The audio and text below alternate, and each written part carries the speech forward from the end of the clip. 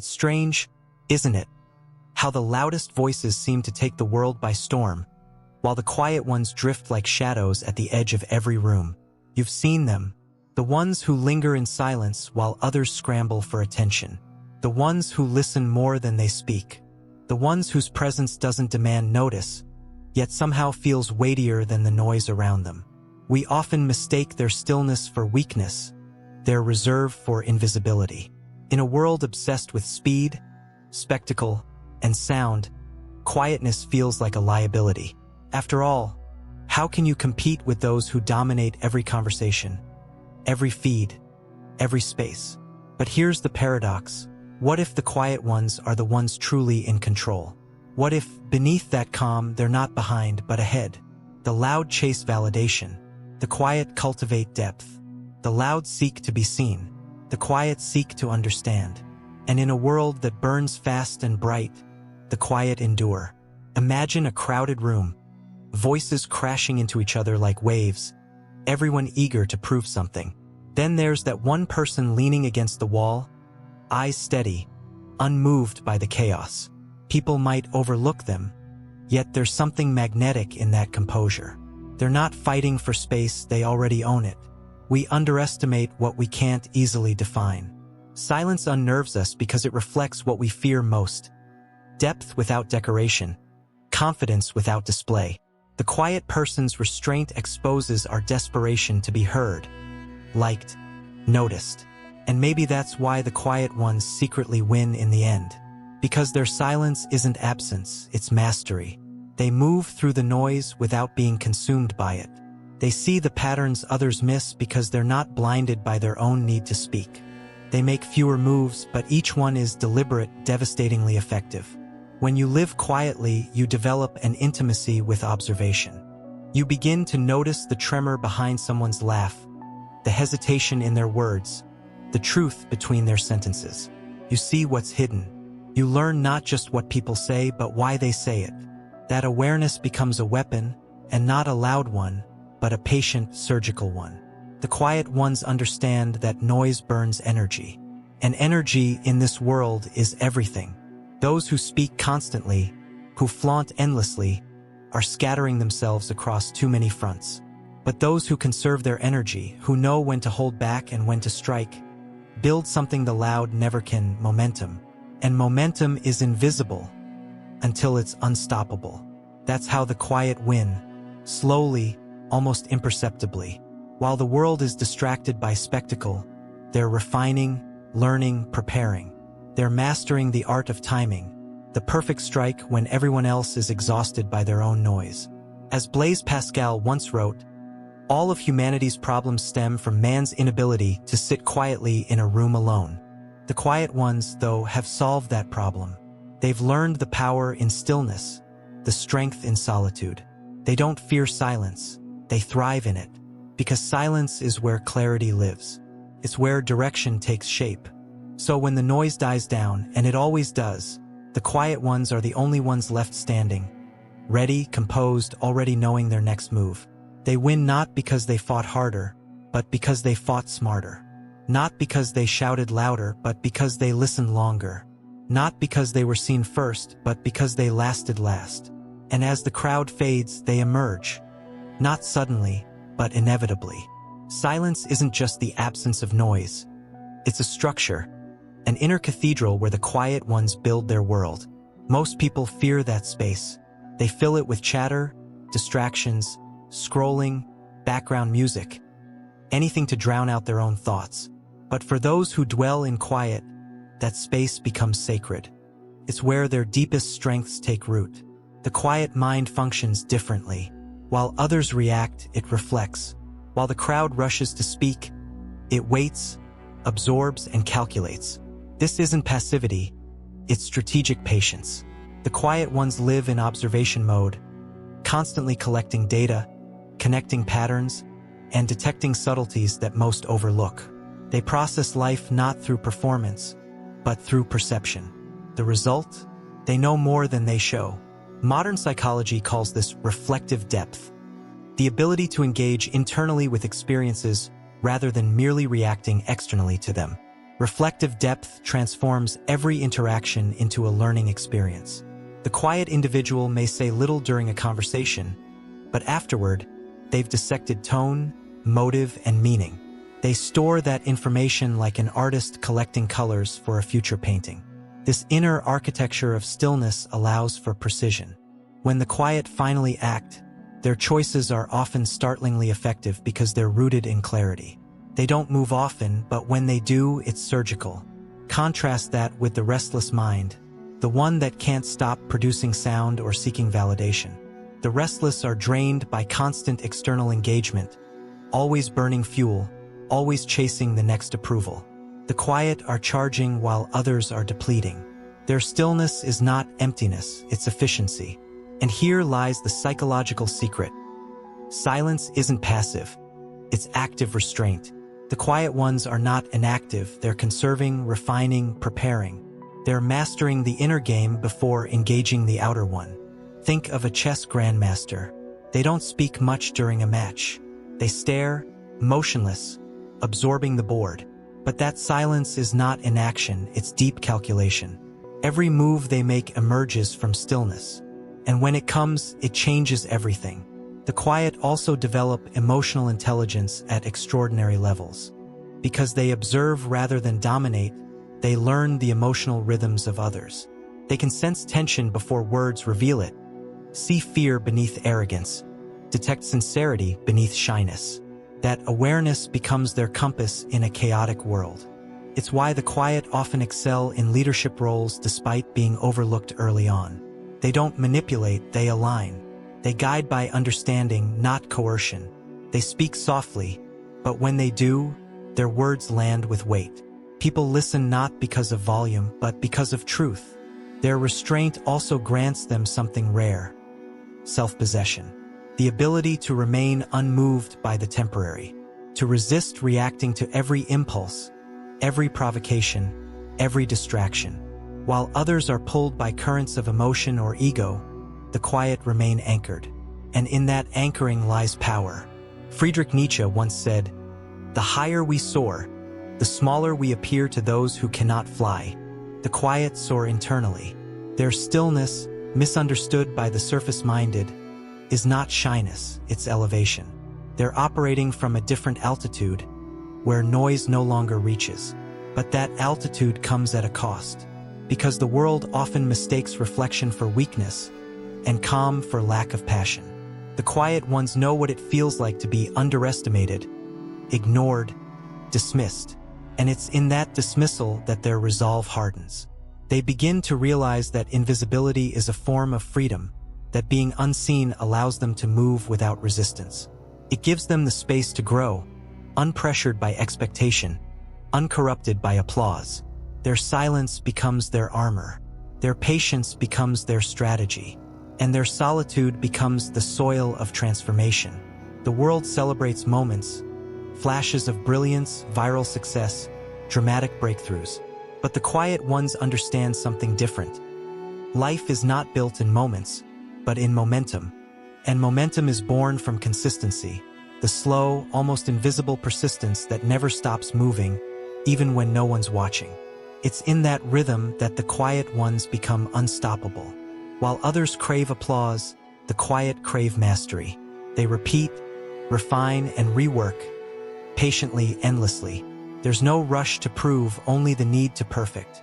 Their journey is not fueled by recognition, but by refinement. They keep showing up, even when it feels like no one notices. Especially then, that's how they rise, not in leaps, but in layers. Think of a sculptor in a dimly lit studio, carving day after day. Dust gathers, hands ache, progress seems invisible. But over time, something begins to emerge. A form, a vision, a masterpiece. It didn't appear suddenly. It was always there, waiting beneath the stone. The sculptor's quiet persistence simply revealed it. That's what the quiet ones do with their lives. They carve through the noise with discipline. They know that greatness doesn't announce itself, it accumulates. This commitment to steady growth often confuses those addicted to intensity. Society glorifies the loud gestures of ambition, the grand declarations, the endless hustle narratives. But the quiet know that intensity without direction burns out fast. Consistency, however, builds permanence. It's not just what they do, but how they do it. Quiet workers think long-term. They see time differently, not as an enemy to outrun, but as an ally to collaborate with. While others sprint, they build endurance. Their small steps become unbreakable habits. Their habits become identity, and identity becomes destiny. They don't need to announce what they're doing because progress speaks in results, not rhetoric. And the beauty of their approach is that it compounds. Each small act of discipline, every early morning, every silent hour of focus layers upon the last. Over time, it forms an unshakable foundation. The quiet ones don't seek quick victories. They construct legacies brick by brick. Consistency, for them, is not repetition, it's evolution. Every quiet act adds nuance, strength, and self-respect. They may appear still, but beneath the surface, there's movement like tectonic plates, slow, inevitable, transformative. Their power is invisible but not imaginary. In contrast, the loud often depend on momentum borrowed from attention. They need the crowd to keep moving. When the applause fades, so does their drive. But the quiet generate their own momentum internally. Their fuel is self-sourced and therefore inexhaustible. This gives them an immense psychological advantage. Independence. They don't crumble when unacknowledged. They don't quit when unseen. They don't measure worth by visibility, but by authenticity. That's why, years later, when people finally notice them, it feels as though they appeared overnight. But the truth is, they've been there all along, building silently, refining relentlessly, preparing patiently for the moment when readiness meets opportunity. As the philosopher Lao Tzu once wrote, "Do you have the patience to wait until your mud settles and the water is clear? Can you remain unmoving until the right action arises by itself?" The quiet ones have mastered that patience. They wait for the right moment, not out of fear, but out of faith. Faith in the slow burn. Faith in the invisible process that always rewards those who endure it.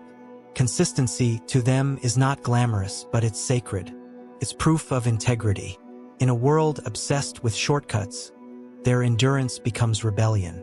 And that rebellion, the quiet revolution of consistency, is what eventually turns their stillness into success. Because while others fade with the trends, the quiet remain. They don't just win in the end, they outlast everyone else. Power, as the world defines it, is loud.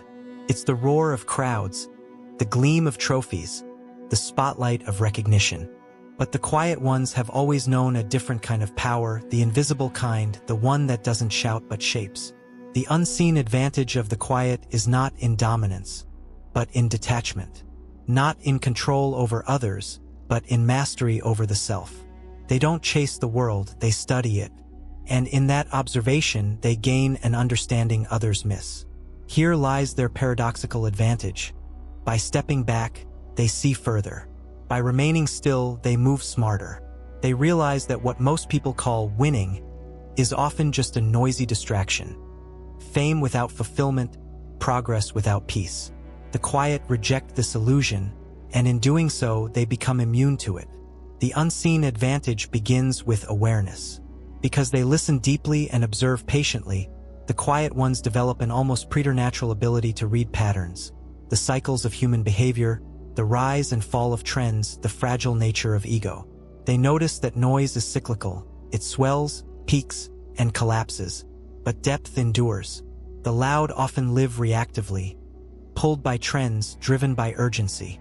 The quiet live intentionally, guided by clarity, anchored by purpose. That difference in perception reshapes everything. It's not that they reject ambition, they just redefine it. For them, ambition is not about climbing higher, but digging deeper. Not about being known, but about knowing. Not about proving, but about becoming. This is their secret strategy: detachment. When you're detached from the constant need to be seen, you're free to focus on substance. The quiet ones pour energy into mastering their craft, not their image. They trade attention for depth, and that trade pays exponential dividends over time. It's why they often excel in unpredictable ways. They see possibilities others overlook because they're not blinded by competition. Their silence becomes a lens through which complexity becomes simple, chaos becomes pattern, and uncertainty becomes opportunity. This calm perception also extends to emotion. The quiet are rarely driven by impulse. They process before reacting, reflect before deciding. And that composure over time builds trust. People instinctively lean toward those who are stable in storms, grounded in noise. Their presence becomes power. In a world obsessed with constant display, restraint becomes revolutionary. When everyone else is shouting, the whisper becomes magnetic. When everyone is desperate to be heard, those who listen become indispensable. The quiet ones learn to move strategically in the background, influencing without announcing, guiding without demanding. Their success feels effortless because it's been earned through invisible labor, mental, emotional, and spiritual. This unseen advantage turns their humility into strength. While others spend their lives defending fragile egos, the quiet build unshakable centers. Their validation comes from within. They no longer need applause to know their worth. As the philosopher Marcus Aurelius once reflected, the soul becomes dyed with the color of its thoughts. The quiet ones, in their solitude, choose their colors carefully. Their inner world becomes ordered, resilient, luminous. And when your inner world is whole, the outer world cannot easily shake you. That's why, even in defeat, the quiet rarely crumble. They don't tie their identity to outcomes. They see every loss as refinement, every setback as signal, because their focus isn't on appearing strong, it's on becoming strong. Their silence, once mistaken for weakness, turns out to be wisdom in disguise. The unseen advantage, then, is not luck, it's consciousness. It's a different way of being, one that resists the shallow rhythms of a performative world. And in time, that quiet consciousness redefines what success even means. When the noise of the world finally dims, when the flash of trends fades and the endless chase for recognition begins to exhaust itself, something remarkable happens. The quiet ones emerge, not because they've suddenly become louder, but because everything else has become quieter. The stage clears, and those who built in silence now stand surrounded by the ruins of distraction, holding something the world desperately needs: clarity. The truth is, the quiet never sought victory in the way others did. Their triumph is not conquest. It's endurance, evolution, and creation. They win because they've spent their lives aligning with something deeper than applause. They've built from the inside out while others built from the outside in. And in the long game of life, the inside always outlasts. Their rise is rarely dramatic, subtle, organic, and inevitable. People begin to notice their steadiness, their quiet wisdom, their ability to remain calm when others fracture. They're the ones others turn to when chaos strikes, because they've already made peace with silence, the very silence that terrifies the rest. And this is the final transformation. The quiet ones who once went unnoticed become anchors for those who have drifted too far from themselves. Their silence becomes leadership. Their depth becomes guidance. Their patience becomes influence. They teach the world, without ever meaning to, that noise is not strength and visibility is not value. They teach that purpose does not need performance, and that success is most authentic when it's serene. Their power is quiet because it doesn't depend on control. It emanates from understanding. They've learned that true influence flows not from commanding attention, but from embodying integrity. When you become the kind of person who no longer needs to speak to be felt, you've crossed the threshold into something extraordinary. The quiet ones are not passive observers of life. They are sculptors of it. Their tools are patience, perception, and principle. They refine rather than react, create rather than compete. And slowly, the world begins to orbit around them, not because they chase it, but because gravity always belongs to what is still. They don't just outlast others, they outgrow them. While the loud burn out in their own intensity, the quiet thrive in the rhythm of renewal. Every setback becomes study. Every delay becomes design. Their stillness is not stagnation, it's incubation. And what incubates in silence eventually redefines the world. This is why, if you look closely at the architects of lasting impact, the thinkers, artists, scientists, and leaders whose influence transcends generations, you'll find a pattern of stillness behind their genius. They weren't trying to impress. They were trying to understand. They weren't seeking attention. They were seeking truth. And truth, by its very nature, whispers. Their victory isn't public spectacle. It's quiet inevitability. As Soren Kierkegaard once wrote, "The crowd is untruth. The quiet ones understood that long ago. They stepped away from the noise not out of fear, but out of fidelity, to themselves, to their craft, to their purpose. And by choosing solitude over spectacle, they discovered something the crowd never will: authenticity. In the end, it's authenticity that endures. The loud are remembered for moments. The quiet are remembered for meaning. The loud build echoes. The quiet build legacies. The world eventually returns to silence. It always does. And when it does, those who made peace with silence are already fluent in it. They become its interpreters, its translators, its poets. So perhaps the real question isn't why the quiet ones win, but why the rest of us ever doubted they would. Because history belongs to those who endure, and endurance belongs to those who listen, reflect, and wait.